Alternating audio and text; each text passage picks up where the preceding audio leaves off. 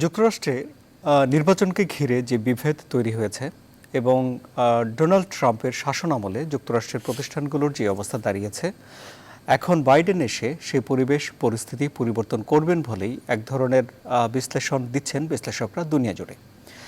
এবং নতুন করে এই যে সেখানে সরকার পরিবর্তন করার পর নতুন যে সরকার গঠন করা হবে, সেই সরকারের কাছ থেকে বাংলাদেশ প্রত্যক্ষ পরোক্ষ কী ধরনের সুবিধা পাবে, নির্বাচনের পরে বিশ্বে আমেরিকার পদক্ষেপ বিশ্বে শান্তি বিরাজ রাখার জন্য কতটুকু পদক্ষেপ আমেরিকার দিক থেকে আসবে এবং আমেরিকার নিজের ভেতরে গণতন্ত্রকে সুসংহত করতে তারা কি করবে, তার প্রভাব বিশ্বজুড়ে পড়তে কতটা সময় লাগবে বা আদৌ পড়বে কিনা, এসব বিষয় নিয়ে আলোচনা করব আমরা আজ সিএসআরএম জনতন্ত্রে গণতন্ত্রে। আমাদের এই আলোচনা আজ সাজানো হয়েছে আমেরিকার নির্বাচন পরবর্তী বিষয়গুলো আপনাদের জানানোর জন্য। আমি আনোয়ার সাদি আপনাদের সঙ্গে আছি। আমার আমন্ত্রিত অতিথি তিনজন। আমার সঙ্গে রয়েছেন বাংলাদেশ সরকারের সাবেক পররাষ্ট্র প্রতিমন্ত্রী জনাব আবুল হাসান চৌধুরী। আমার সঙ্গে রয়েছেন ঢাকা বিশ্ববিদ্যালয়ের আন্তর্জাতিক সম্পর্ক বিভাগের অধ্যাপক ডক্টর আমেনা মহসিন এবং আমার সঙ্গে রয়েছেন সাবেক সিনেটর প্রার্থী নিউ ইয়র্কের জনাব গিয়াস আহমেদ। আমি জনাব গিয়াস আহমেদ আপনাকে দিয়ে আলোচনা শুরু করতে চাই।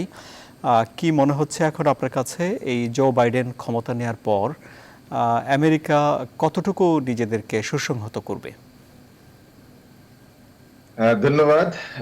আপনারা জানেন যে নির্বাচনের আগ থেকেই এই টান উত্তেজনা ছিল। গত 4 বছর জাতি ডিভাইডেড ছিল, উগ্রবাদ ছড়িয়ে দিয়েছিলেন ডোনাল্ড ট্রাম্প। তো সেই ক্ষেত্রে আপনারা দেখেছেন যে জো বাইডেন সকলের প্রেসিডেন্ট হিসেবে দাবি করেছেন, সকলকে নিয়েই কাজ করবেন বলে তিনি ঘোষণা দিয়েছেন। সেই কারণে এখন যদিও ডোনাল্ড ট্রাম্পের আইনজীবীরা বলেছেন যে ডোনাল্ড ট্রাম্প সেটা মেনে নেবেন না, কনসিড করবেন না এবং মামলা করবেন, যদিও মামলার তেমন এভিডেন্স তারা দেখাতে পারছেন না। স্টেট আদালতগুলি রিজেক্ট করে দিয়েছে। তো সবকিছু মিলে প্রেসিডেন্ট হওয়ার পরে আশা করি জো বাইডেন সকলকে নিয়ে কাজ করবেন এবং এই উত্তেজনা প্রশমিত হবে। আবার আমার মনে হয় শান্তি বা উত্তেজনা ফিরে আসবে। তো কোনো সমস্যা হবে না বলে আমাদের ধারণা। এই যে নতুন সরকার আমেরিকাতে আসছে, দলও পরিবর্তন হলো, তার প্রভাব বিশ্বের রাজনৈতিক পরিস্থিতিতে কি পড়বে? চীন যুক্তরাষ্ট্র যে টানাপোড়েনের কথা আমরা জানি, সেগুলো কি নিরসন হবে? আসলে জো বাইডেন জানেন যে দীর্ঘদিন তিনি পররাষ্ট্র বিষয়ক দায়িত্বে ছিলেন, একজন প্রবীণ সিনেটর। সেই ক্ষেত্রে আশা করি যে তেমন প্রভাব পড়বে না, কারণ যখনই আপনার উত্তেজনা থাকে, সংশয় থাকে, তখনই কিন্তু আপনার যে কোনো আপনার বিজনেস বা অর্থনৈতিক ভাবে একটু মানুষের সন্দেহ থাকে।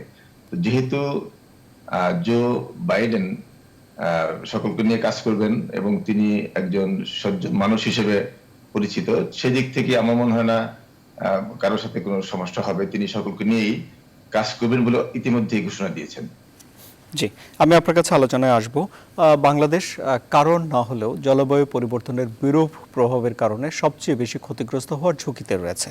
এখানে বাংলাদেশের তেমন কোনো অংশগ্রহণ নেই এই ঝুঁকিতে পড়ার কারণে। তারপরে হচ্ছে ডোনাল্ড ট্রাম্প এই বিষয়ে চুক্তি থেকে সরে এসেছিলেন, কিন্তু জো বাইডেন ইতিমধ্যে বলেছেন যে তিনি এই চুক্তিতে ফিরবেন। তাহলে পরোক্ষভাবে বাংলাদেশে লাভবান হওয়ার সুযোগ তৈরি হচ্ছে, কি বলেন প্রফেসর আমেনা মহসিন? ধন্যবাদ আপনাকে। দেখেন, আমি যদি মানে ক্লাইমেট চেঞ্জের জায়গাটা তো আপনি বললেন, ক্লাইমেট চুক্তিটা কথাটা, মানে ওভারঅল আমার মনে হয় যে মানে ডেমোক্রেটসরা আসাতে পৃথিবীতে এক ধরনের স্বস্তি নিঃশ্বাস পড়েছে এবং বাংলাদেশ তো এই জায়গাটা শুধু লাভবান না, বাংলাদেশ অনেক জায়গায় বাংলাদেশের একটা অ্যাডভান্টেজিয়াস পজিশন থাকবে। কারণ যখন পৃথিবী মানে বৈশ্বিকভাবে আমরা দেখি যে রাজনৈতিক তাপমাত্রাটা খুব বেড়ে যেতে থাকে তখন এবং বিভিন্ন দেশ তাদের বিভিন্ন ধরনের স্ট্র্যাটেজিস নিয়ে এগিয়ে আসতে থাকে। আপনি যে প্রশ্নটা একটু আগে করেছিলেন চীন কে ধরে, মার্কিন যুক্তরাষ্ট্রকে ধরে, সেই অবস্থান থেকেই আমি বলছি যে যে দেখেন, এখানে আমি মনে করি না যে ডেমোক্রেটসদের পক্ষে একেবারেই যে মানে ট্রাম্প যে জায়গাটাতে গেছে সেখান থেকে সম্পূর্ণ সরে আসাটা সম্ভব হবে। কারণ একটা জিনিস মাথায় আপনাকে রাখতে হবে যে রিপাবলিকানসরা কিন্তু প্রচুর পরিমাণে ভোট পেয়েছে, এবং এখানে আমরা বলতে পারি যে ট্রাম্প হেরে গেছে, কিন্তু রিপাবলিকানসরা যে হেরে গেছে সেই জায়গাটা না, মানে প্রচন্ড ভাবে ওই জায়গাটা কিন্তু ওদের ভোটের সংখ্যা বেশ আছে। মানে আমি বেশ অবাকই হয়েছি যে এত সংখ্যক ভোট মানে ট্রাম্পের মতো মানুষ যখন হেড করছিল সেখানে পড়েছে। বাট হ্যাভিং সেড দ্যাট, আমি মনে করি যে তাদের ভাষাগত একটা পরিবর্তন আসবে। তারা সেখানে এক ধরনের একটা ডেমোক্রেসি কথা বলছে, তারা একটা মডারেশনটা আনবে, এবং যখন মডারেশন আসে এবং সেই সময় ডিপ্লোমেসি বা কূটনীতির যে গ্রামারটা, এখানে আবুল হাসান চৌধুরী আছেন, উনি আমার চাইতে এটা ভালো বলতে পারবেন, কারণ উনি তো একেবারে মানে ফিল্ডে ছিলেন, বাস্তবে ওনারা দেখেছেন। যখন তাপমাত্রাটা কমে আসে তখন অন্যান্য যে দেশগুলো তাদেরও টেনশন পয়েন্টগুলো কিন্তু কমে যায়, এবং তারা নিজের মতো করে তাদের মানে কোথায় তারা তাদের রিসোর্সেস গুলো কিভাবে সেটা থেকে কতটুকু সুবিধা নিতে পারে সেই জায়গাটা তাদের জন্য আর অনেকটা খুলে যায়। আপনি বললেন ক্লাইমেট চেঞ্জের জায়গাটা, অবশ্যই এখানে বাংলাদেশটা একেবারে মানে খুবই মানে লাভবান হবে, কারণ আপনি এখান থেকে ফান্ড সরিয়ে ফেললে তো আমাদের মতো দেশগুলোর জন্যই তো এটা ক্ষতিকর। আপনি দেখেন উনি জো বাইডেন প্রথম একটা পদক্ষেপ নিয়েছেন, উনি টাস্ক ফোর্স, উনি যদিও এখনো ক্ষমতায় আসেননি, এখনো Trump president, but he is the president elect. সেই উনি করোনা ফেস মোকাবেলা করার জন্য উনি একটা টাস্ক ফোর্স গঠন করেছেন, এবং আমরা দেখলাম WHO থেকে ওনাকে অভিনন্দন জানানো হয়েছে কিছুক্ষণ আগে আমি দেখছিলাম। এবং এই জায়গাগুলো যখন ফান্ড কেটে যায় তখন তো আমাদের মতো দেশগুলোর জন্য খুবই আমরা একটা মানে ঝুঁকিতে পড়ে যাই, এবং এটা তো একটা দেশের ব্যাপার না। এবং মার্কিন যুক্তরাষ্ট্র যেভাবে ট্রাম্পের সময় ইউনিলেটারালিজম বা নিজের মধ্যে গুটিয়ে নিচ্ছিল, আমাদেরকে একটা মাথায় রাখতে হবে যে আমরা যদি ইন্টারওয়ার পিরিয়ডটা ধরেন প্রথম বিশ্বযুদ্ধ এবং দ্বিতীয় বিশ্বযুদ্ধ, তার মধ্যবর্তী যে পিরিয়ডটা ছিল মার্কিন যুক্তরাষ্ট্র কিন্তু একটা আইসোলেশনে পলিসি পারসিউ করেছিল, এবং অনেকে বলে এবং লিগ অফ নেশনস ইনফ্যাক্ট মার্কিন যুক্তরাষ্ট্র যোগদান করেনি। অনেকে বলে যে মানে এটা অনেকে অনুমান করে যে মার্কিন যুক্তরাষ্ট্র থাকে হয়তো দ্বিতীয় বিশ্বযুদ্ধটা এড়ানো যেত। তা আমি কোনো বিশ্বযুদ্ধের আশঙ্কা করছি না, কিন্তু মাল্টিলেটারালিজম এই বিশ্বায়নের যুগে সবসময় একটা ইতিবাচক বার্তা বয়ে আনে। শুধু বিশ্বায়নের যুগে না, আপনি নর্মাল সময়েও দেখবেন যে যত বেশি আপনি এঙ্গেজ থাকবেন, যত বেশি ইনভলভ থাকবেন, তত বেশি তো জনগণকে সাথে নিয়ে। এবং এখন তো পৃথিবীটা এমন হয়ে গেছে যেখানে বিকজ অফ টেকনোলজি, দেখেন উনি মার্কিন যুক্তরাষ্ট্র থেকে আমাদের সাথে যুক্ত হয়েছেন, আমরা তো কেউ কারো থেকে বিচ্ছিন্ন না। আমরা সেই কারণে আমি বলছি যে এক দেশে যেটা হচ্ছে সেটা অন্য দেশের একটা প্রভাব ফেলে, এবং আপনি কি ভাষা ব্যবহার করছেন, কাকে অবজ্ঞা করছেন, কাকে অবজ্ঞা করছেন না, এগুলো কিন্তু খুব দ্রুত ছড়িয়ে পড়ে। সেই জায়গাগুলোতে আমার মনে হয় জো বাইডেনের মতো একজন পার্সোনালিটি, যিনাকে বলা হয় যে he is a very dissent person, এবং আমরা যদি ওনার লাইফ ট্র্যাজেক্টরিও দেখি সেখান দিয়েও এটা প্রমাণিত হয়ে যায় যে উনি একটা সংগ্রামের মধ্যে দিয়ে এসেছেন। ওনার জীবনে কিন্তু মানে অনেক লো পয়েন্টসও গেছে। আর কামালা হ্যারিস আমি ধরে নিচ্ছি যেহেতু ওনার একটা মিক্সড অরিজিনস আছে, সে কারণে ওনার যে দৃষ্টিভঙ্গি সেখানেও এক ধরনের একটা ডাইভার্সিটি থাকবে। সেই জায়গাটাতেই আমি আপাতত এখানে জি, আমি আপনার কাছে আবার আসবো। আপনার কথা সূত্র ধরে আমি জনাব আবুল হাসান চৌধুরীর কাছে যেতে চাই যে করোনা ভাইরাসের কারণে যথেষ্ট নাস্তানাবুদ হয়েছে যুক্তরাষ্ট্র। এখন নতুন সরকার আসার পর তারা কি নিজেদের দেশ থেকে এই ভাইরাসটি দূর করার পাশাপাশি বিশ্ব থেকে এই ভাইরাসটিকে বিতাড়িত করার নেতৃত্ব তারা নিয়ে নিতে পারে কিনা, কি বলবেন জনাব আবুল হাসান চৌধুরী? করোনা ভাইরাসের ব্যাপারে আমি বলবো যে মূলত ট্রাম্প এবং ট্রাম্প সরকার যে একটা উদ্ধত্ত, একটা রেকলেসনেস আপাত দৃষ্টিতে দেখাচ্ছিল, সেটা এরা দেখাচ্ছে না। এরা বাস্তবতাকে মেনে নিয়েছে এবং বাস্তবতাকে মেনে নেওয়াটাই এটা প্রতিহত করার প্রথম দৃঢ় পদক্ষেপ বলে আমি মনে করি। সেখানে দুইজনের একটা বিরাট তফাৎ আছে। দেখেন, ট্রাম্প নিজে আক্রান্ত হলেন, হসপিটালে গেলেন, 2 দিন পর তিনি মাস্টের বা কিরকম একটা যুদ্ধ, সবকিছুর সাথে ওনার একটা ফাইটের কথা। যা হোক, এটা আমরা সকলেই জানি। দ্বিতীয় কথাটা হচ্ছে, ইংলিশে একটা কথা আছে, ব্যাড লুজার। বাইডেনের প্রেসিডেন্ট হওয়ার পথ প্রতি ঘন্টায় প্রতিদিনে পরিষ্কার হয়ে গেলেও ট্রাম্প হুট করে ছেড়ে দেওয়ার লোক না। তিনি অনেক রকমের অন্দিসন্ধি করবেন এবং আমরা জানি, আমাদের গ্যাস ভাই আমেরিকায় থাকেন, হয়তো আমাদেরকে আরো বেটার বলতে পারবেন যে এখনকার যেখানকার বিচার ব্যবস্থা সেটা একেবারেই করাতে ট্রাম্পের।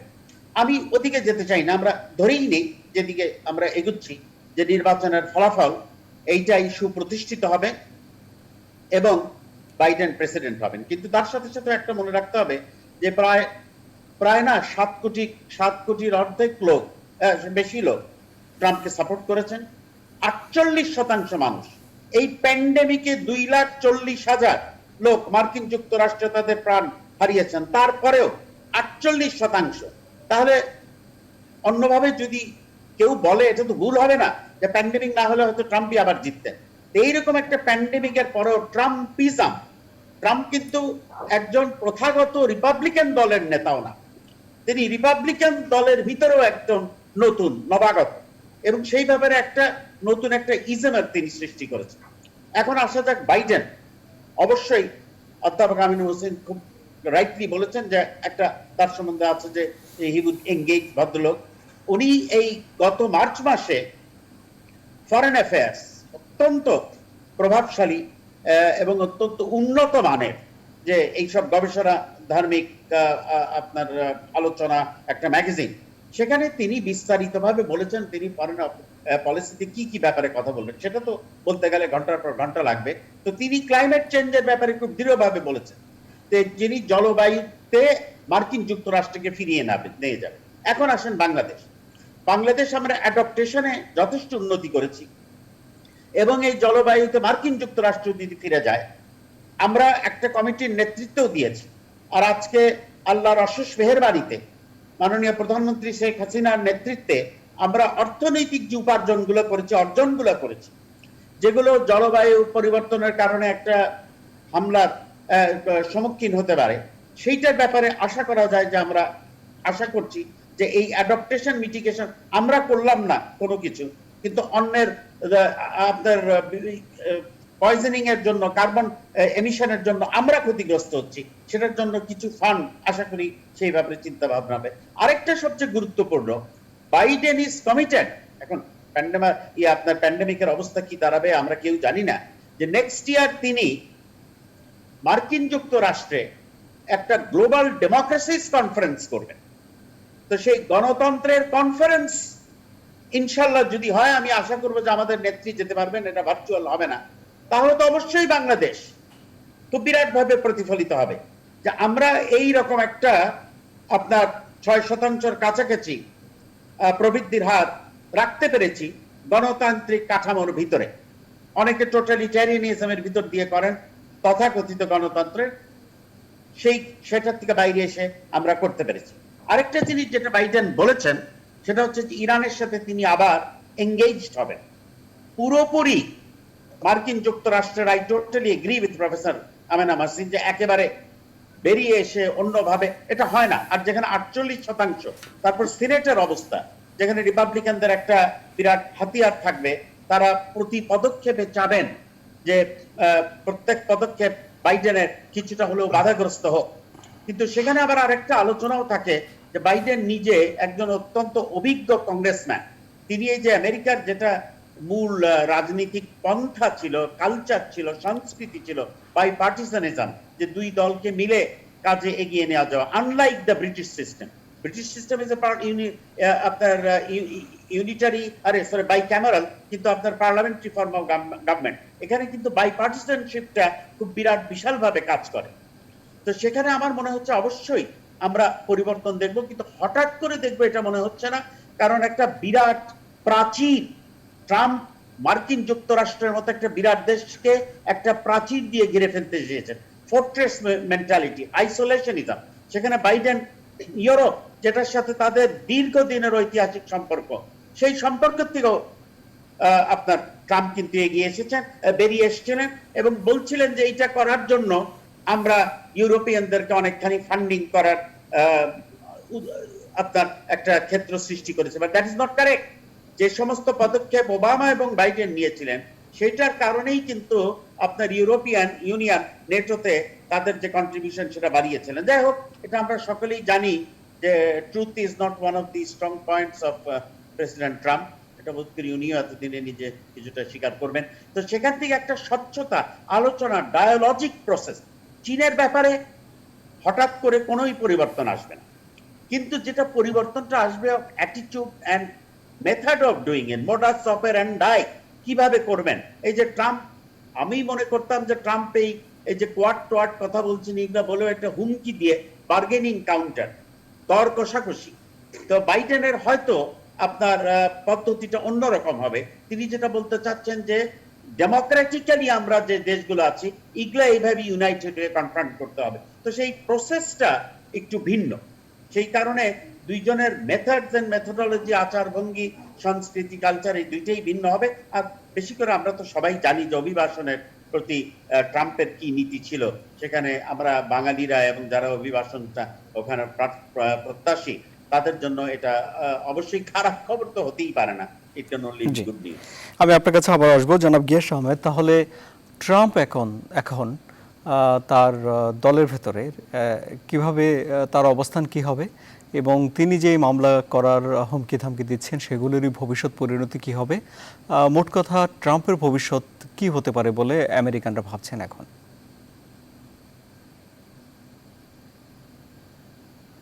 জি, জনাব গিয়াস আহমেদ, আপনি শুনতে পাচ্ছেন কি? না, ঠিক আছে। আমি জনাব অধ্যাপক ডক্টর আমেনা মোহসেনের কাছে যেতে চাই। প্রফেসর আমেনা মোহসেন, তাহলে ট্রাম্পের ভবিষ্যৎ আপনি কি দেখছেন? ওনারা তো মানে আজকে সোমবার, ওনাদের ওখানে সকাল হবে। ওনারা তো বলেছেন সোমবার থেকে ওনারা কোর্ট মানে লিটিগেশন গুলো স্টার্ট করবেন, এবং সেটা তাদের আইনি ইখতিয়ারের মধ্যেই পড়ে। মানে কেউ যদি চ্যালেঞ্জ করতে চায় সেই তাদের আছে। এবং কিন্তু ধরেন মানে এভিডেন্সের তো ব্যাপার থাকে, তাই না? এবং আমি ধরে নিচ্ছি যে কিছু সংখ্যক এদিক ওদিকও হয়তো, হ্যাঁ, কিছু হয়তো দেখা যেতে পারে যে ভোট বাতিল হতে পারে, বা ওই ভোটগুলো ঠিকভাবে দেওয়া হয়নি, সেগুলো হতে পারে। বাট হ্যাভিং সেড দ্যাট, এটাও আমাদেরকে মাথায় রাখতে হবে যে এই যেই ইলেকটোরাল কলেজের ভোটে কিন্তু খুব ক্লিয়ারলি আমরা দেখছি জিতে এসেছেন জো বাইডেন। সো আমার মনে হয় না যে সেটা কোনো ইস্যু হবে এবং সেখানে কোনো প্রবলেম হবে। বাট যেটা মানে আবুল হাসান চৌধুরী সাহেব বলছিলেন যে আমার মনে, উনি বলছিলেন যে he is not a good loser. I don't think he was a good winner also. It was not a good win.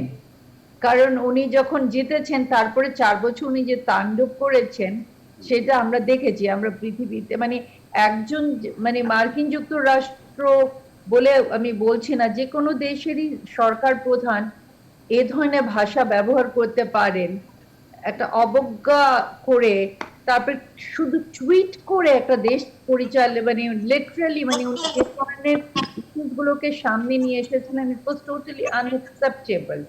তো আমার মনে হয় কিন্তু মানে মার্কিন যুক্তরাষ্ট্রের মধ্যে সবসময় রেসিজমটা ছিল, হোয়াইট সুপ্রিমেসি গুলো ছিল। যে জায়গাটা হলো কি উনি এগুলোকে, যেগুলো সুপ্ত ছিল এগুলাকে উনি তুলে নিয়ে আসছেন।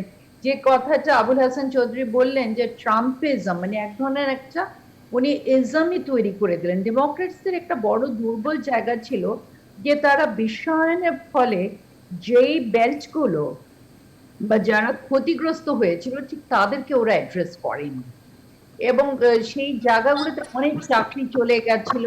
ওরা আরবান পপুলেশন বা যারা এডুকেটেড, কলেজ এডুকেটেড, তাদের কাছেই বারবার গেছিল লিবারাল প্রিন্সিপালস নিয়ে। সেই জায়গাগুলোকে কিন্তু ট্রাম্প ধরতে পেরেছিলেন। যার জন্য আমার মনে হয় ট্রাম্প মানে এর আগে জয়ী হয়েছিলেন, যেটা হিলারি ক্লিনটন সেভাবে ধরতে পারেননি। এবারও আমার মনে হয়েছে যে ডেমোক্রেটসরা আরেকটু রুরাল যে সেকশন গুলো আছে তাদেরকে আরো একটু মানে ওদের কাছে আরো যেতে পারতেন। But any how having said that, আমার মনে হয় ট্রাম্পের ভবিষ্যৎ আলটিমেটলি রিপাবলিকানসরাও ওনার এই মানে ইয়েটা মেনে নেবে, কারণ অলরেডি তো মানে বিশ্বের আমরা দেখছি বেশিরভাগ দেশ থেকেই ওনাকে অভিনন্দন জানানো হয়েছে। আমাদের প্রধানমন্ত্রীও ওনাকে অভিনন্দন জানিয়েছেন, এবং ইটস মানে যেটা হয় না ফেট অ্যাকমপ্লি। বাট এরপরে উনি আমার মনে হয় এটা রিপাবলিকানসদের উপরে, ওনারা রিপাবলিকানসরা ওনাকে রাখবে কি রাখবে না আই ডোন্ট নো। ইটস মানে এটা ডিফারেন্ট সিচুয়েশন। উনি তো ব্যবসায়ী, উনি হয়তো ওনার ব্যবসায় ফিরে যাবেন। I can't speculate on that. মানে উনি এতই আনপ্রেডিক্টেবল একজন ব্যক্তি যে ওনাকে নিয়ে প্রেডিক্ট করার মতো আমার কিছুই নেই। এটা আমার মনে হয় আমার চাইতে ভালো গ্যাস শেয়ার করতে জি, আমি একটু পারবে। গ্যাস আমাদের সঙ্গে যেতে চাই, উনি যুক্ত হয়েছেন। আমেরিকানরা কি বলছেন এখন? ট্রাম্পের পরিণতি কি? তিনি কি ব্যবসায় ফেরত যাবেন, রাজনীতিতে থাকবেন, কি করবেন তিনি সামনের দিনগুলোতে? আমার মনে হয় না তিনি আর রাজনীতিতে ফিরে আসবেন, কারণ তবে তার যে তিনি যে একটি বলয় সৃষ্টি করেছেন এটা এটা সঠিক, কারণ অনেক তিনি ভোট পেয়েছেন, কারণ তিনি যে উগ্রবাদকে সরিয়ে দিয়েছেন, জাতিকে দুইটা ভাগে ভাগ করেছেন, যে সেই ক্ষেত্রে তার কিন্তু একটি মানে সমর্থক গোষ্ঠী আছে। এবার 23 মিলিয়ন নতুন ভোট পড়েছে এবং তিনি অনেক ভোটও পেয়েছেন। এর কারণ হলো যে যখনই আপনার তিনি ওপেনলি সাদাদের পক্ষে এবং উগ্রবাদ ছড়িয়ে দিয়েছেন, তো সাদাদের পক্ষে এবং রিলিজিয়াস গ্রুপ যারা চার্চ গোয়িং তাদেরকেও তিনি মন জয় করতে পেরেছেন, মুসলিম বিরোধী কথা বলে, anti immigrant, anti black community সবকিছু মিলে তার একটি কিন্তু সমর্থক গোষ্ঠী আছে। তো সেক্ষেত্রে আমার মনে হয় না সে রাজনীতি আর করবেন, কারণ তিনি তো পলিটিশিয়ান না। এই মানে একটু আমি বলবো যে খুব উগ্রবাদ কথা বলেই তিনি আসছেন, মানে হঠাৎ করে। তো আপনি জানেন যে আমেরিকানরা কিছু কিছু ক্ষেত্রে খুব দুর্বল, যেমন যদি প্রো ইসরায়েল হয় এবং অ্যান্টি মুসলিম হয় সেই দিক থেকে, এবং anti immigrant, anti black community. তো আপনি জানেন যে ব্ল্যাক ভার্সেস হোয়াইট একটা দ্বন্দ্ব আছে। অনেকে হোয়াইটরা মুখে মুখে না বললেও যে রেসিস্ট তারা, কিন্তু ভিতরে ভিতরে তো কিছুটা থাকে। আর ডোনাল্ড ট্রাম্প এমন ভাবে মানে দুইটা বলয় সৃষ্টি করেছেন যে অনেক ভালো হোয়াইটরাও বা ডেমোক্র্যাট মনা হোয়াইটরাও কিন্তু এই দ্বিধাদ্বন্দ্বের মধ্যে, এই গ্রুপের মধ্যে পড়ে গিয়ে এখন নিজের জাতিকে বা নিজের সাদা গোষ্ঠীকে রক্ষার জন্য মনে মনে মানে কিন্তু ডোনাল্ড ট্রাম্পকে সমর্থন দিয়েছেন। তো সেই ক্ষেত্রে আমার মনে হয় রিপাবলিকান পার্টি কিন্তু একটা ভালো পার্টি। আমি আরেকটি বিষয় আপনার কাছে জানতে চাই জনাব গিয়াস আহমেদ, যে রাজনীতিবিদ না হয়েও হোয়াইট হাউসে পরিচালনার ট্রাম্পের মেয়ে, ট্রাম্পের ছেলেরা, তার জামাতা রাজনীতিতে তাদের কাছাকাছি ছিল, এবং নির্বাচনের পরেও তারা নানা রকম কথা বলছেন, সেগুলো গণমাধ্যমে আসছে। তাহলে কি আমেরিকাতে বুশ ফ্যামিলির মতো আরও একটি প্রভাবশালী ফ্যামিলির জন্ম হতে চলেছে কি, ট্রাম্প ফ্যামিলি? এটা তো আপনি অমূলক বলেননি, উড়িয়ে দেওয়া যায় না, কারণ তার মেয়েকে তিনি বা মেয়ের জামাইকে সেভাবেই তিনি তৈরি করতে চেয়েছেন। তবে কৃষ্ণার ইতিমধ্যেই তিনি কিছুটা বিতর্কিত হলেও আবার অনেক গ্রুপের কাছে, তার মানে প্রো ইসরায়েলিদের কাছে তিনি খুবই আপনার সুপরিচিত এবং তাদের পক্ষের লোক। তো এই দিক থেকে আপনি উড়িয়ে দেওয়া যায় না। আপনি জানেন যে মিডল ইস্টে এখন একটা ইস্যু, জেরুজালেম মুসলিম ওয়াল একটা ইস্যু। আর আমেরিকা কিন্তু আপনি জানেন যে জুইশ কমিউনিটি বা জুইশ আমেরিকান ইসরায়েল পুরো ইসরায়েলিদের একটা বিশাল দখল এখানে আছে। আর সেদিক থেকে সবকিছু কিন্তু কন্ট্রোল করছে একটি গ্রুপ। আবার একটা সুখের সংবাদ হলো যে মুসলিম কমিউনিটি কিন্তু এবার জেগে উঠেছে। এখানে আমরা বিশাল একটি জনগোষ্ঠী মুসলিম কমিউনিটি। আর ইলেকট্রাল কলেজের কারণে 2, 4, 5টা স্টেট যখন প্রেসিডেন্ট নির্ধারণ করে, আপনি দেখেছেন যে 1%, 2% একটা ফ্যাক্টর, কয়েকটা স্টেটে, এবং সেই কয়েকটা স্টেটে কিন্তু মুসলিম আমেরিকানরা কিন্তু অনেক, বিশেষ করে আপনি জানেন মিশিগান অঙ্গরাজ্যে প্রায় 2 থেকে 3 লক্ষ মুসলিম ভোটার আছে, নিউ ইয়র্ক তো আছেই, নিউ জার্জি, পেনসিলভেনিয়া, এবং ইভেন দো আপনি দেখেন অ্যারিজোনা অঞ্চলেও অনেক অ্যারাবিয়ান মুসলিম ওই অঞ্চলে থাকে। তো সেই ক্ষেত্রে মুসলিম কমিউনিটি আগে ঘুমিয়েছিল, ভোট দিত না, ইউনাইটেড আমরা ছিলাম না। এখন কিন্তু এই এই টান টান উত্তেজনা, এই এই এই কি বলে এই ডোনাল্ড ট্রাম্পের এই কারণে এখন মুসলিম কমিউনিটি কিন্তু এগিয়ে আসছে এবং একটা ফ্যাক্টর হয়ে দাঁড়াবে। যে একটা বিরতি নেই, বিরতি থেকে ফিরে আমরা জনাব আবুল হাসান চৌধুরীর বিশ্লেষণ শুনবো। আমাদের সঙ্গে থাকুন সুপ্রিয় দর্শক।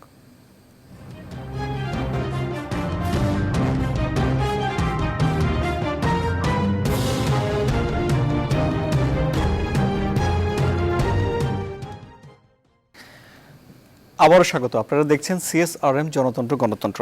শুরু করতে চাই জনাব আবুল হাসান চৌধুরীকে দিয়েই, যে ভোটের দুপক্ষই বেশ ভালো ভোট পেয়েছে এবং বিভক্তি বেশ ভালোই স্পষ্ট হয়ে উঠেছে। তাহলে কি কৌশলে জো বাইডেন এই বিভক্তি দূর করে তার নিজের কর্তৃত্ব চারদিকে সুসংহত করবেন বলে আপনি মনে করেন? এটা অনেকগুলো ভাবে তিনি এগোবেন বলে আমি মনে করি। প্রথমত তার কংগ্রেসে দীর্ঘদিনের অভিজ্ঞতা, তিনি একজন অত্যন্ত বিজ্ঞ রাজনীতিবিদ, পলিটিশিয়ান, এবং এই যেটাকে বলে যে he had worked through this institutions. উনি এগুলো জানেন, যেটা ট্রাম্প সাহেব একেবারেই জানতেন না, গোয়ার তুমি ছাড়া কিছুই বুঝতেন না, উনি চাপিয়ে দাও। আর এখনো 48 দেখা যাক কোন দিকে যায়।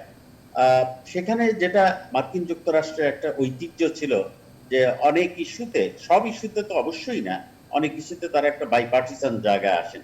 সেইটা করার হয়তো কিছুটা বাইডেন নিতে চেষ্টা তাকে করতেই হবে। হ্যাঁ, সেটা করতে যে কিছু কম্প্রোমাইজ করতে হবে, কিছু ছাড় দিতে হবে। দ্বিতীয় কথা যেটা আমি মনে করি যে দেখেন, ট্রাম্প কিন্তু কোর রিপাবলিকান ভ্যালিউর প্রতিনিধিত্ব করতেন। কোর রিপাবলিকান ভ্যালিউ অভিবাসনের বিরুদ্ধে নয়, তারা মার্কিন যুক্তরাষ্ট্রের একটা শোকেস হিসাবে দেখাতে চেয়েছে যে এখানে মানুষ আসবে, এখানে মানুষ করবে। কোর রিপাবলিকান ভ্যালিউ ফ্রি ট্রেডের পক্ষে। কোর রিপাবলিকান ভ্যালিউ তাদের সমস্ত বিশ্বে তাদের একটা দাপট, যেভাবেই হোক। এমনকি কেনেডির টাইমে প্রথম পিস কোর ভলান্টিয়ার পাঠানো, শান্তির ললিত বাণী, বন্ধুত্বের কথাবার্তা, যেভাবেই হোক, যে রীতিটি হোক। ট্রাম্প কিন্তু এই যেটা চীনের ওয়াল তো আমরা দেখতে পারি, ঘুরতে পারি, বেড়াতে পারি, ওইরকম একটা জায়গায় যাচ্ছিলেন, সেখান থেকে বেরিয়ে আসার দিকে যাবেন। এবং এইখানে হঠাৎ করে হবে না, হয়তো রিপাবলিকানদের একটা centre. Trump was not a centrist, Trump was an extremist. তো এই সেন্ট্রাল পজিশন থেকে আপনি জানেন, যদি মিট রমনির কথা ধরেন, তার যে আলোচনা, এরকম বহু রিপাবলিকান আমি মনে করি তারাও এগিয়ে আসবে এবং এর থেকে বেরিয়ে আসবে। এটি প্রথমবার না যে আমেরিকান এরকম একটা উগ্রবাদের দিকে গেছে। আমরা গৃহযুদ্ধের কথা জানি, আব্রাহাম লিঙ্কনের সময় প্রায় দেশটা শেষে। আমরা ম্যাকার্থিজমের কথা জানি, যখন সিনেটর ম্যাকার্থি প্রেসিডেন্ট আইজেনহাওয়ারের কোনো পাত্তাই দিতেন না, তিনি সর্বে সর্বা। আজকে একে কমিউনিস্ট বলছেন, চার্লি চ্যাপলিনকে বার, এগুলো হয়েছে আমেরিকা। এইসব উচ্ছৃঙ্খলতা শব্দটাই ব্যবহার করলাম। তো খুবই দৃঢ়তার সাথে এবং আপনার উইথ পেশেন্স বাইডেনকে এগোতে হবে, কারণ আমাদের ভুললে চলবে না 48% একটা কনসলিডেশন। আরেকটা যেটা ট্রাম্প করেছেন, যে সংখ্যাগরিষ্ঠদের ভিতরে উনি মেজরিটির ভিতরে একটা মাইনরিটি কমপ্লেক্স, নাহলে তারাই তো ওখানে মেজরিটি। এটা একমাত্র আমেরিকা হয়েছে সেটা আমি বলবো না, অন্যান্য দেশেও এই প্রচেষ্টা চলছে, খুবই দুঃখজনক, বেদনাদায়ক। তো এই যে একটা প্রচেষ্টা, যেটা বাইডেনের প্রথম দিনের বক্তৃতাই বলেছেন যে there are no red state, there are no blue state, there is a united state। এই যে কথার মধ্যেও সেটা কতখানি আন্তরিক হোক, কতখানি প্রতিফলন করতে পারবে, but even postures have their value।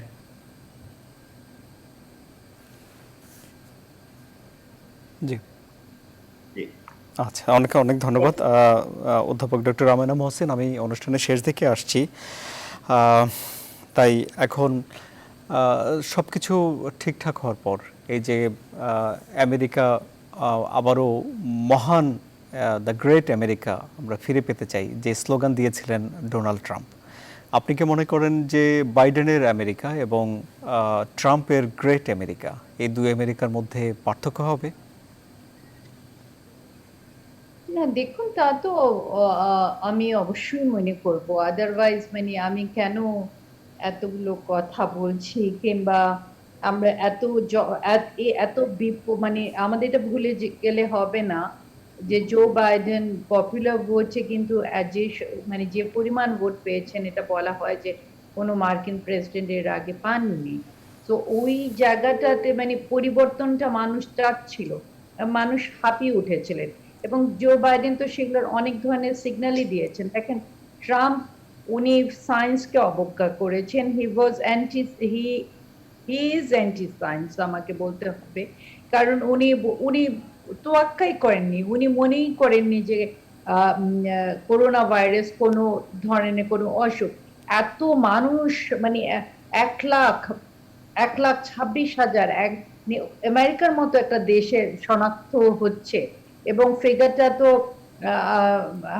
Abul Hasan Chowdhury ভাই বললেনই যে কি পরিমাণে মানুষ মারা গেছে। মানে ওরা তো কোনো ধরনের আমরা কোনো কম্প্যাশনও দেখিনি সেই জায়গাগুলোতে। অথচ দেখেন, জো বাইডেন কিন্তু ওনার প্রত্যেকটা বক্তৃতাতে কিন্তু ওই কম্প্যাশনটা বলেছেন। উনি বলেছেন যে আই ফিল ইয়োর পেইন, আমি বুঝতে পারছি। তো ওই যে একটা কম্প্যাশনের জায়গাটা তো উনি ওই জায়গাটা থেকে তৈরি করেছেন। এবং আমি তো বললামই যে ধরেন আজকে সোমবার থেকেই কিন্তু উনি ওনার করোনা টাস্ক ফোর্সটা তৈরি করছেন, এবং ওখানে উনি কিভাবে করোনাকে মোকাবেলা করবেন সেটা উনি এটা কতগুলো স্পষ্ট নীতিমালা দিতে যাচ্ছেন। তারপরে দেখেন, ট্রাম্প উনি কখনো মাস্কই পরেনি। একজন নেতা যদি মাস্ক না পরেন, তখন জনসাধারণ মনে করে আচ্ছা এখানে কোথাও আসলে এটা কোনো গুরুতর ব্যাপার না, মাস্ক না পরলেও হয়। তো এইগুলো তো অনেক কিছু উনি করেছেন। তারপরে ধরেন জো বাইডেন আমার জানা মতে কখনো কোনো মানে মানে আমি আমার জানা মতো বলছি, জানা মতে, আর সেখানে ঘাটতিও থাকতে পারে, উনি রেসিজম তো উস্কিয়ে দিয়েছেন। বা উনি তো বারাক ওবামারই ভাইস প্রেসিডেন্ট ছিলেন, উনি ওনার সাথে যাকে রানিং মেট হিসাবে নিয়েছেন Kamala Harris, she is also women of colour.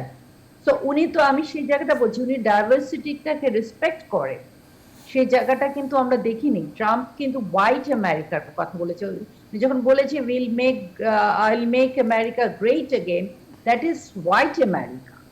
উনি হোয়াইট আমেরিকা রাখতে গিয়ে তো উনি ইমিগ্রেশনটাকে থামালেন, উনি ইসলামোফোবিয়াকে উস্কিয়ে দিলেন।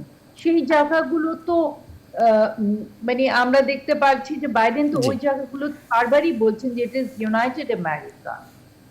জি, অনেক ধন্যবাদ আপনাকে জনাব গিয়াস আহমেদ। আমার হাতে আর সময় নেই, 1.5 মিনিটের মতো আমি আপনার কাছে যাচ্ছি। কমলা দেবীর কি অংশগ্রহণ থাকবে আমেরিকার জন্য? কামালা হ্যারিস তো আপনারা জানেন যে সেও একটু অভিজ্ঞ সিনেটর এবং তারও কিছু কমিটমেন্ট আছে। মনে করেন তিনি একটি প্রক্রিয়ার মাধ্যমে এসেছেন, কোনো হঠাৎ করে ডোনাল্ড ট্রাম্পের মতো তিনি আসেননি। তো সেক্ষেত্রে ডেমোক্রেটিক যে ভ্যালুজ আছে, আমেরিকান যে ভ্যালুজ গুলি অবশ্যই তিনি দেখবেন, তাকে কিন্তু সকলকে নিয়ে এই কাজ করতে হবে, কারণ যেহেতু সে কালার, অতএব সে তাকে কিন্তু তার দিকে তাকাতে হবে, কি বলেন কি কাজ করেন। সেক্ষেত্রে তাকে সতর্ক হতে হবে, সকলকে নিয়েই তিনি কাজ করার চেষ্টা করবেন। সেদিক থেকে আমরা আশা করি যে তিনি ভালো করতে পারবেন। আর তাছাড়া আরেকটা জিনিস দেখেন যে আমেরিকানরা কোনো সাদাকেও প্রেসিডেন্ট বা ভাইস প্রেসিডেন্ট এই পর্যন্ত করতে পারেননি। তো আল্লাহর একটি কি খেলা, এটা তো সৃষ্টিকর্তার খেলা থাকে সবসময়, যে একজন সাদা যেখানে পারেননি সেখানে একজন কালো বা একজন সাউথ এশিয়ান সে হয়ে গেল ভাইস প্রেসিডেন্ট, হয়তো নেক্সট প্রেসিডেন্টও হবে। তো সেই ক্ষেত্রে আমার মনে হয় ডেমোক্রেটরা এবার সকলকে নিয়ে যখন কাজ করার তাদের একটা ইচ্ছা আছে, কমিটমেন্ট আছে, সেক্ষেত্রে তারা ভালো করতে পারবেন। এবং বাইরে থেকে তো আপনার জো বাইডেন এরা দেখেছেন যে ডোনাল্ড ট্রাম্পের কি অবস্থা, সেদিক থেকে তারা অবশ্যই মানে সেটা জেনে শুনে বুঝে শুনে। কথার সঙ্গে সঙ্গে আমাদের শেষ করতে হচ্ছে, হাতে আর সময় নেই। অনেক ধন্যবাদ সবাইকে। সুপ্রিয় দর্শক, প্রতি রাত 8টায় সমসাময়িক ঘটনার বিশ্লেষণ নিয়ে দেখবেন জনতন্ত্র গণতন্ত্র। সবাইকে ধন্যবাদ।